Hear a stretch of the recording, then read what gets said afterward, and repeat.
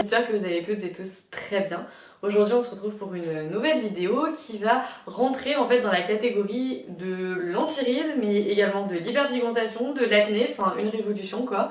Et il s'agit des peptides biomimétiques. Pour musical, tu peux mettre notre intro. Et je reprends.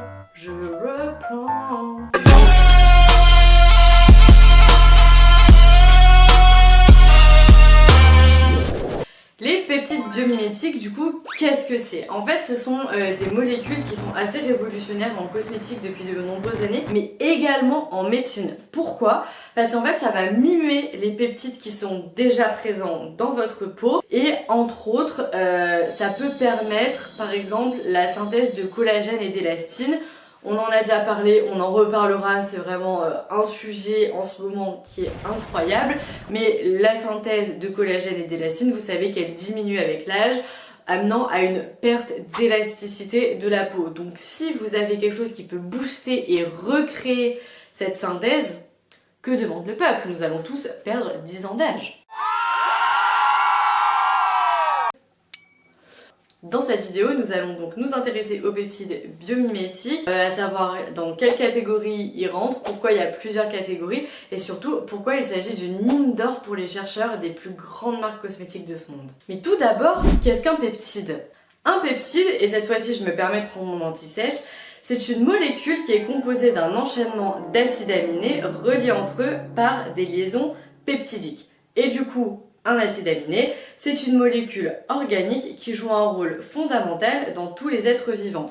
Kezako, qu'est-ce que tu es en train de nous raconter, ma grande? Tout simplement, prenez les acides aminés comme étant des perles. Un acide aminé égale une perle. Si vous laissez cette perle seule, elle ne sert pas à grand chose. En revanche, si vous faites un collier de perles et le fil, en fait, c'est ce que j'ai appelé liaison peptidique, donc ça va relier ces perles entre elles, à la fin, vous allez avoir un bracelet. Je dis bien bracelet. Un peptide, c'est un bracelet. Si vous continuez votre collier de perles ou vous assemblez plusieurs bracelets ensemble, vous obtenez un collier. Et là, on passe à la catégorie des protéines. Ouais, vos protéines, en fait, c'est juste des gros peptides. Donc, c'est juste des énormes colliers de perles d'acides aminés.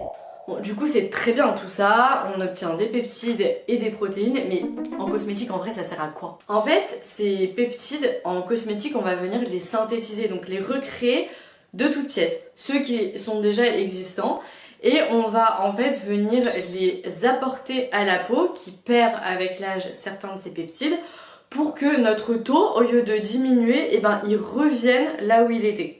Magique. Une fois de plus, je prends l'exemple du collagène.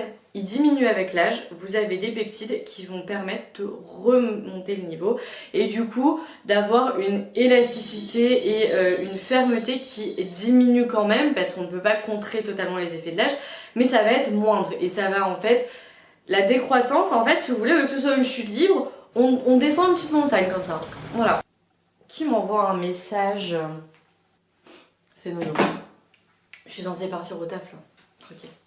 Je suis censée partir au taf. Je reprends la vidéo ce soir, mais je reprends tout de suite parce que Noémie elle est en retard. Donc, du coup, on va diviser cette vidéo en 3 catégories. Les peptides biomimétiques et les peptides bioactifs. Mais commençons par les peptides tout court.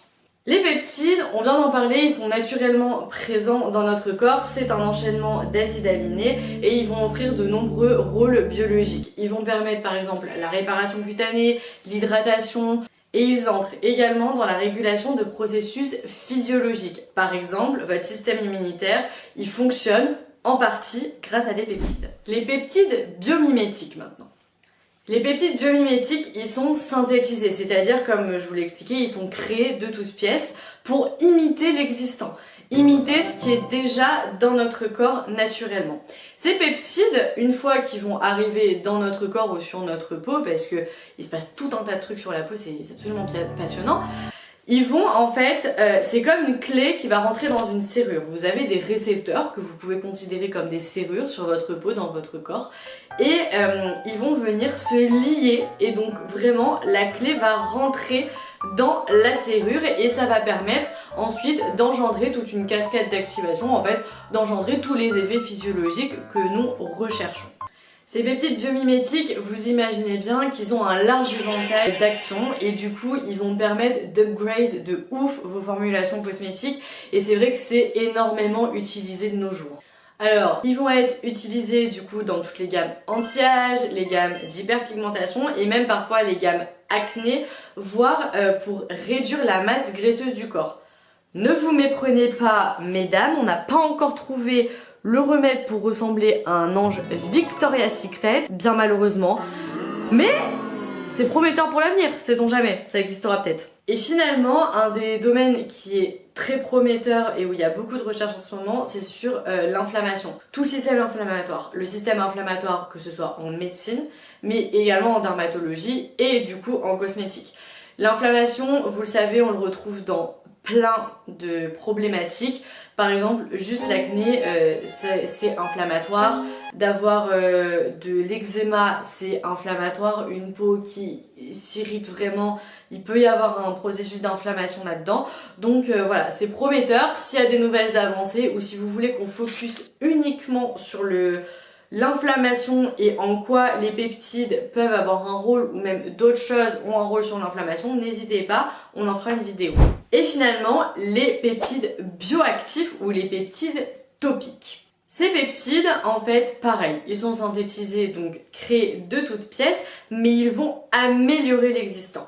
En fait, la différence entre un peptide bioactif et un peptide biomimétique, c'est que le peptide bioactif, il est créé de toutes pièces, mais par le biais des biotechnologies. Du coup, c'est dans ça que réside la plus grande différence.